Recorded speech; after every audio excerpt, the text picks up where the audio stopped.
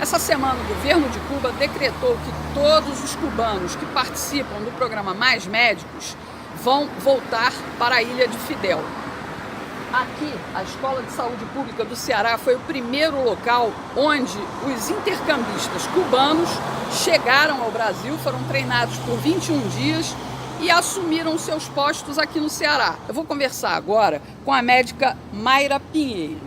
Mayra, você, logo que os cubanos chegaram aqui, foi uma das médicas que questionou esse contrato. Por quê? Sim, Regina, nós estivemos inclusive aqui no dia 26 de agosto de 2013, junto com diversos outros médicos e entidades médicas do Ceará, para que a gente manifestasse o nosso repúdio à ausência da revalidação dos diplomas de todos os intercambistas, e não só os intercambistas cubanos. Nós entendemos que esse programa que foi lançado no Brasil em 2013 se mantém até hoje. Ele era um programa político-eleitoreiro no momento em que a população brasileira dizia que ela queria mais saúde, mais segurança e mais educação. O governo tirou da gaveta o programa Barrio Adentro, que já existia na Venezuela e que estava desde 2009 assinado. Era um programa de intercâmbio Brasil-Cuba para repasse de dinheiros através de algum projeto à ditadura cubana. E isso foi feito aproveitando esse momento político do país.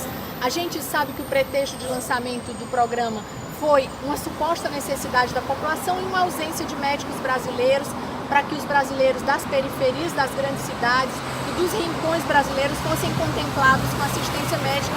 Não é verdade. O órgão oficial para determinar quantos médicos são necessários hoje no Brasil é o Conselho Federal de Medicina.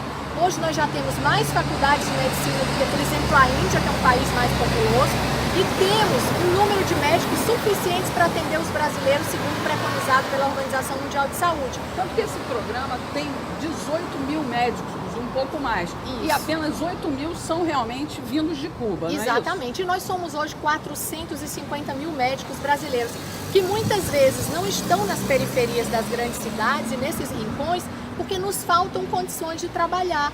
Antes do programa Mais Médicos, nós ficávamos à disposição de prefeitos que muitas vezes não honravam os compromissos com os nossos salários e nos colocavam para trabalhar em condições completamente adversas, sem recursos diagnósticos, sem medicamentos. E o nosso protesto era: a gente não precisa de programa Mais Médicos, a gente precisa de programa Mais Saúde. Brigamos durante todos esses 5 anos, inclusive porque esse programa representa um franco desrespeito a esses intercambistas. Não são obedecidas as leis da Organização Internacional do Trabalho, que diz que todo trabalhador em território nacional, pela mesma carga horária, deve receber um valor igual ao dos brasileiros. Esses médicos ficam somente com 1/3 dos seus salários, são impedidos de trazer suas famílias para cá, cerceados na sua liberdade, não podem transitar livremente dentro do nosso próprio país. Então é um programa, sim, onde pessoas são traficadas como trabalho escravo para sustentar um governo ditatorial. E graças a Deus a gente está comemorando hoje o fim. Vão ficar no Brasil os intercambistas que quiserem, mas sujeitos às leis brasileiras, sujeitos ao que é aplicado em todo lugar do mundo. Agora, doutora Mayra, a maior preocupação da população brasileira, principalmente essa que está sendo atendida no interior, né? Porque a gente sabe que a maioria dos médicos cubanos estão no norte e nordeste. O maior medo dessas pessoas é perder o médico ali que está próximo. Isso vai acontecer? Claro que não. O Ministério da Saúde já vai abrir um edital para que essas vagas dos intercambistas sejam colocadas à disposição dos médicos brasileiros interessados em ocupar essas vagas. E a gente tem certeza que, dadas as condições de trabalho, não vai faltar médico nem no Oiapoque, nem no Chuí, nem na cabeça do cachorro. Então a gente vai ter sim brasileiros dispostos a contribuir para salvar muitas vidas, para bem assistir a população brasileira. Existe alguma dificuldade grande para se entender que um exame de revalida vale para qualquer um que seja estrangeiro e se forme em médico, e que também os brasileiros que estudam lá fora e voltam para cá possam fazer? Existe algum problema, algum impeditivo disso? Não era para existir. O problema é que durante os anos de governo PT no Brasil, a ideologia petista conseguiu convencer boa parte da população brasileira, primeiro, de que os médicos brasileiros não queriam trabalhar assistindo as pessoas mais pobres, o que não é verdade. Nos faltam condições.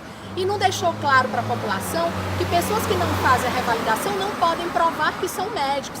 Então a gente teria médicos de segunda e terceira classe, intercambistas que muitas vezes eram estagiários, né, de saúde em Cuba, oferecendo riscos até a população. E nós notificamos ao longo desses 5 anos pessoas que morreram, pessoas que receberam superdosagens de medicamentos, pessoas que receberam dosagens subterapêuticas de medicamentos, ou seja, a população brasileira foi exposta a risco por pessoas que nós nem sabemos até hoje se de fato são médicos. Tudo por uma questão de doutrinação ideológica. Doutrinação, a gente falava há 5 anos atrás o que se quer com esse movimento de intercambistas vindos de uma ditadura para o Brasil. O PT queria capilarizar o Brasil inteiro, as periferias, os municípios brasileiros, para que daqui a alguns anos nós tivéssemos um movimento político petista em cada parte do Brasil. E graças a Deus esse movimento acabou, o Brasil caminha agora de volta a ser um país livre, democrático, que respeita as leis trabalhistas e que respeita todos os brasileiros. A gente quer saúde de qualidade para ricos e pobres,